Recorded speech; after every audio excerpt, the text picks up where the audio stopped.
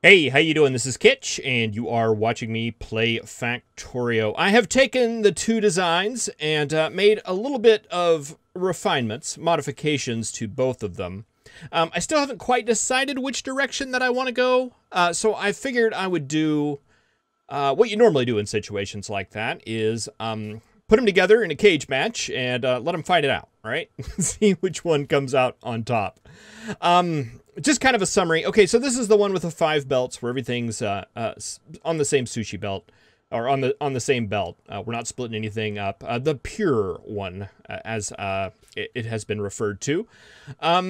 Basically, some of the bigger changes I did here. Someone had mentioned, you know, I believe we had like a 12 to 12 balancer here, and I was trying to get all these lanes in here. But since these guys just kind of trickle in, usually, after the initial push, why not just limit that down and make this a little bit smaller? So I took it down to 3 belts here, and then that goes into a 6 to 5. Is that right? I don't know. This is just a big mess. 1, 2, 3, 4, 5, 6, 7, 8. 8. That's what I meant. That's right. We have 5 belts here. 5 plus 3. Math. That's going into a 8 to 5 balancer where that is going out on the line. And I borrowed this design here from the mixer, the blender, from, what was that, like episode 2?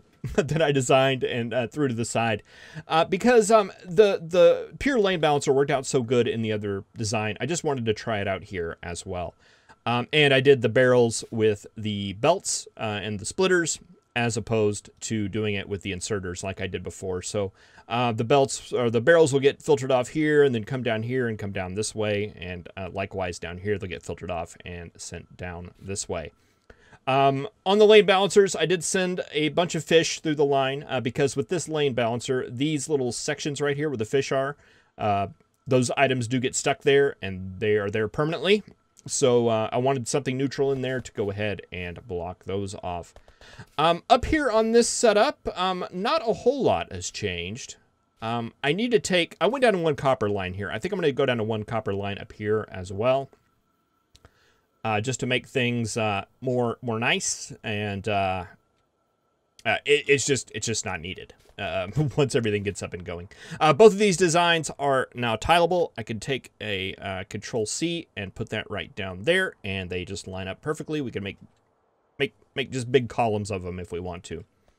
A lot of the middle interworkings are exactly the same as they have always been. I haven't modified any of that yet, though I'm sure there's going to be some of that in the future. Down here on this setup, I put in another lane balancer down here, as well as set up the rocket to work on the system we used last time, where the space science packs are less than 100. We're going to send out that green signal, and that will let this guy know that our rocket will be launched. Up here on this setup, it's pretty much the same, except that I made a dedicated sushi belt here for science. And I thought it was going to be a little bit more straightforward than it is, but this is what I had to end up doing. So I grabbed some filter inserters, and filter inserters only have 5 slots, which is unfortunate since we have 8 different science packs. Did I say 8? I meant 7. Different science packs. So basically what I did was I split it up to where we're pulling off the red, green, and the gray science up here, and the blue, purple, and yellow science on the inside here. So as those packs go by, those filter inserters should grab them and put them on this internal sushi belt here between the 2 science labs. These are not hooked up to the network, so they're not going to be subtracted or added to any network. They're just going to live here and won't get taken out of the main system until the science lab actually pulls them in. And this inserter is incorrect. There we go. Yeah, that's what I do. I set these things up and then let them go for 30 minutes and then realize that I forgot an inserter. So I have to go back and start it all over again. So that's how that's set up. I put a little lane balancer in here. I'm not sure if there's enough room to put in a true one. There probably is, but I'm not too concerned about it. I just want to get them on both sides of the belt because both of these are inserting on the inside. Now, space science is a little bit different animal because we're controlled by production on these science packs, right? There's only going to be 30 of them on the belt at any point. Space science, there's going to be 1,000 of them on the belt at some points. So we need to limit that a little bit. These guys are pulling out, and that's coming around and joining this bus via a splitter. So what I'm doing is I've got a green network here going into a counter where we're just counting the space science that comes in. And then what I did was I hooked up this. It's a negator or a subtractor. And I hooked that up to the same red wire that's going out throughout the whole network. But this right here is all contained in its own little network. It doesn't go out and affect any other thing. So basically this just turns into a private counter that is counting the amount of science that we've pulled off of this belt and put onto that. So that's how we're controlling the science that shows up here. Because we do have limited space here. Let's see, we've got 39 belt slots. I think I calculated it out. I think there's 8 items that can fit in a single belt slot. So we could, I think the number was like 7.8 sciences. We could do that, and we only have 7, so we should be fine. These guys are only enabled when that count off of this counter right here is less than 30. And of course, they're reading the hand contents, so that goes into this counter. So I'm hoping that will trim things up a bit and keep things, make things go a little bit more faster. Because I'm hoping a lot of the delay we were getting was the fact that the sciences just had to go all the way around a million times. This should make it to where they're all very accessible to these labs and they can access them. So let's just go ahead and get it started. I want them to start at the same time, and I was having a time trying to figure out how to do this. Because we have to go through and set all these things to on. So what I did was I just took out part of the belt here that's blocking everything and turned all the combinators on and made a blueprint. Nope, inventory. There we go. And we just place this blueprint down and boom. They both start at the exact same time. Very nice. And yeah, things are going to be a little crowded and busy here for a little while, but it should clear out eventually, provided I have everything set up okay.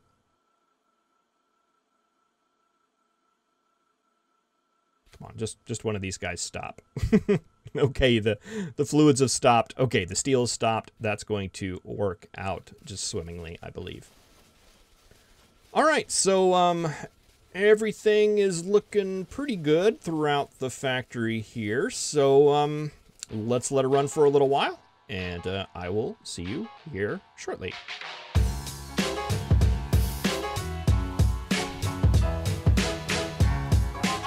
All right, can you believe it's been 1 hour already? Things have been looking pretty good. It seems like science is processing a lot faster. Unhot left a pretty good tip on breaking up or being able to set the production on different teams or different factions. Is it factions or teams? I don't remember. He left a comment on how to set that up to where we could actually make these be on the different production tabs. And I already didn't do that already. I developed my own system and then read his comment and went, oh. But I already had a lot of time invested in this, watching all the stuff go around. So what I did was just made these guys right here. It's just a counter that's coming off of the main line. It is actually counting the number of space science packs that have been pulled off and put into the labs. Now, the number's not going to be totally right because, you know, we have them that haven't been processed yet, but it's going to be close enough to compare. So we have processed 952 space science packs with this setup in 1 hour. And down here, we have done 951. Wow. That's pretty darn close, if you ask me. That's coming out to what exactly? What did I say? 956 divided by 60? 15.9? Oh, no. Let's go. Let's make it accurate. 952 divided by 60. 15.8 science per minute. And let's see. What do we have on our production screen for 1 hour? 31.2 science. I think that's probably about what we were getting down here, right? I don't remember what we were getting on this setup before, but it's certainly not an improvement. I was concerned about these balancers right here, that they were going to cause things to back up. It's looking pretty good to me. It's looking better, I believe, than it did before. And of course, this has always looked great as far as that. But wow, I mean, we almost doubled the output of this guy. Almost doubled it just by. This is really the only addition I put in here was this little sushi wheel. That is pretty impressive. 956, 970, 980. Oh wow, this guy's taking the lead. And this guy is not producing at quite the rate. I'll be honest, I've been not sitting here watching what's been going on. I've been checking it every now and then, but basically I've just been letting the game run, and I've been going out and playing. Yeah, I don't know if they've been waving back and forth. I do know that this guy builds rockets a lot faster than this guy does. Because shortly after I started, I came back, this guy had this rocket ready to go, and this guy was still working on his. Yeah, 21% there, 38% there. 957, almost 1,000 already. Wow, that's like a jump of like 50 almost. Huh. All right. Well, boy, I was gonna call this good, but I think I may just go ahead and wait a little bit and see what happens after a little bit more time passes. All right, so I've let it run for a little while longer, and I think I've learned some things. The whole thing's been going for about, I have no idea how many hours. I'm going to say 3. I'm going to say 3 is what I'm going to say. I don't know if that is accurate or not. And we're looking at 1.9K science right here, and 3,000. Science down here. I think at that hour mark, this guy kind of took over and just left this guy in the dirt, and this guy never recovered from it. And the problem, I think, is very, very apparent to me. What's happening over here?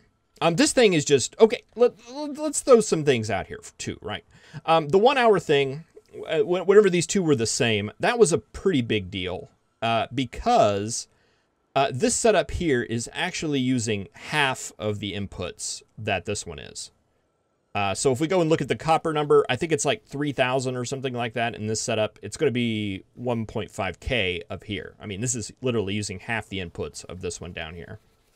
So this one is doing everything just basically by, it's the brute force method, right? We just throw resources at it until we get the number that we want, or our belt fills up, whichever one happens first. So to get the same amount of science out of a setup that's using half of the resources, that is pretty awesome. Now, granted, we're not getting the 30 that either of these are set up for, but, you know, it's sushi. But anyway, so the problem, if we look at this setup, we take that out of the way. We are looking at these two science makers right here, and you'll notice they're missing yellow science. Okay, well, that's an easy thing to diagnose. Let's go take a look at our yellow science maker and see what's going on with that. It is missing low density structures. Okay, that's interesting. Let's go find out what's up with that. Low density structures right here. They're being made. All is going well here. I don't think we're at a deficit. I put a counter down here. Okay, we're at a deficit of like 40. If my eyes are, hold on, give me a second here for them to adjust back from all that blinking nonsense. Okay, yeah, but if you haven't figured it out yet, I will go ahead and spoil it here. Basically, our low density structures are right here. So they're getting made, and they're going on this belt here and coming around. And then the rocket silo here gets the first grab at them. So that's where all our low density structures are going, basically. We're not producing them at a rate that's high enough to get past this rocket silo. So we are not getting any yellow science at all until this rocket is cocked and ready to go. So once this rocket is built, it'll come out of its silo, and these guys will stop grabbing the low density structures, allowing the yellow science to be made, which is what we want. And let's see, we are at 944 science right now. So and until, from the time this rocket gets built to the time that this goes below 100 is the time that we can make yellow science. So that is our big problem here. This one is good to go. Let's see, we are at 5 launched rockets there, and only 3 launched rockets here. That is pretty telling, actually. But again, we're not consuming any of the space science up here because we're not producing any yellow science. So I think what we need to do is get these guys on the other side of the rocket silo so that the yellow science gets the first grab at it. And I think since the yellow science is limited by our circuit network, it makes sense for it to get the first dibs because the rocket silo is not. The problem is I don't have a place to put it. There's no room for it down here. All these like sub-sushi areas are a perfect fit. So I'm thinking about basically reversing it and moving all these guys up top and all these guys to the bottom. It doesn't make a lot of logical sense, but it'll take, like, for example, take a long time for red science to be made, but it'll give yellow science the first grab at it. It basically fix a problem and open up a whole slew of other problems. But I don't know. I think I see a lot more potential with this setup, just because A, it uses less resources, and B, it is less prone to some of the little line backups like we're seeing right here from time to time in this setup, in particular on this middle row, because that's the one that's being fed by 2 semi-full belts, like we saw in the last episode. So yeah, I think I want to do a little bit of tweaking on that to get those guys where the rocket silo doesn't get the first pass at it. And there were a number of other suggestions given that I want to look into. One of them is very straightforward and I think would be a very, very good idea. And that is to do something like this and daisy chain these labs together.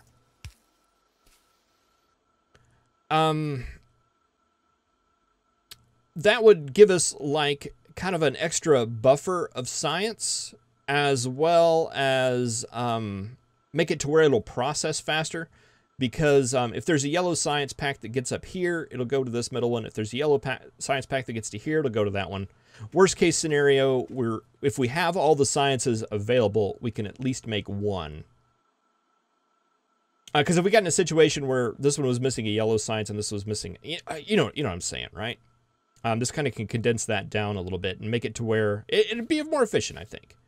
We lose a speed beacon, but they're not really doing much for science anyway. We could probably do something similar to this setup.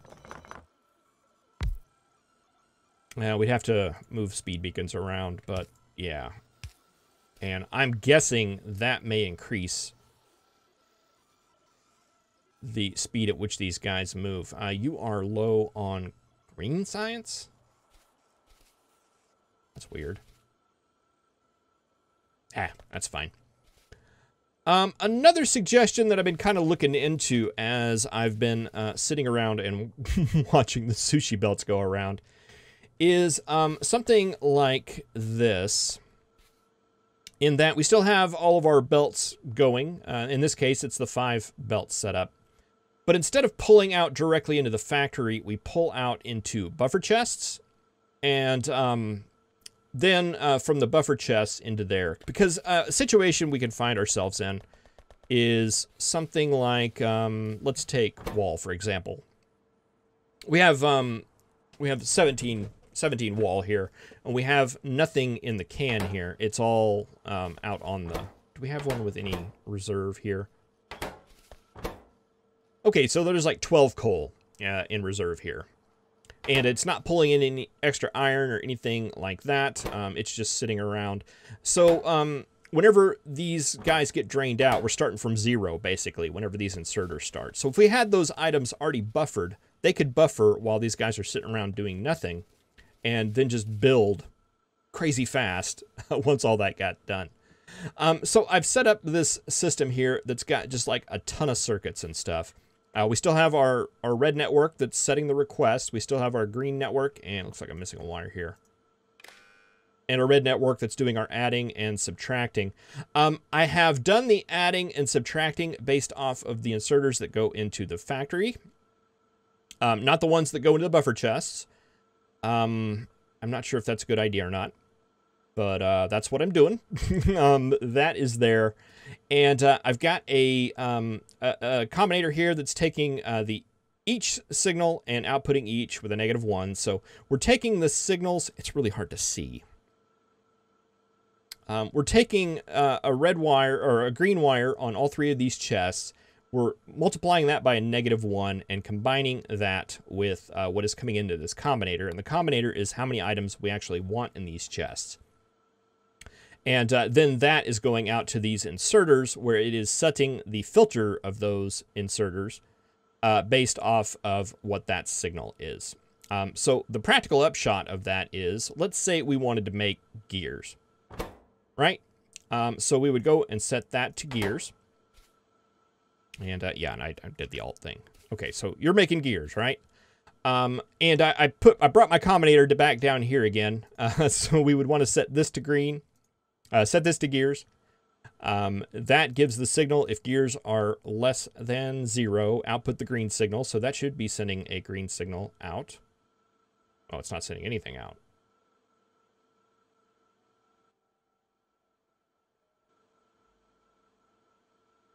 Oh, because we don't have that signal coming in. Gotcha. We don't have this hooked up to the red wire. Were we to, that would bring all these guys up. So now we only have to set this guy and not all 5 of these inserters. Okay, so that is that. Whenever these guys pull, they subtract off of the line just like before. And I put a requester chest here, and the purpose of this requester chest is for me to right-click on this, shift right-click on this factory, and then click onto the requester chest. And what that will do is give you the amount of items you need to make this machine run for X number of minutes. I forget what the numbers are. And that changes, I believe, when you get the speed bonuses and everything in there. So we're at 150 now. Now it's 750 with those speed bonuses. So what we can do is just set what we want in here. We'd want to set that to where it matches that number. And once we have that, we can go ahead and get rid of this requester chest, and we would be fine. So I'm going to go ahead and tone this down a little bit just for demonstration purposes. Let's say we want 100 of these. Just going off of that. What would happen is once we got 100 iron plates inside this... no, you guys are going to make gears?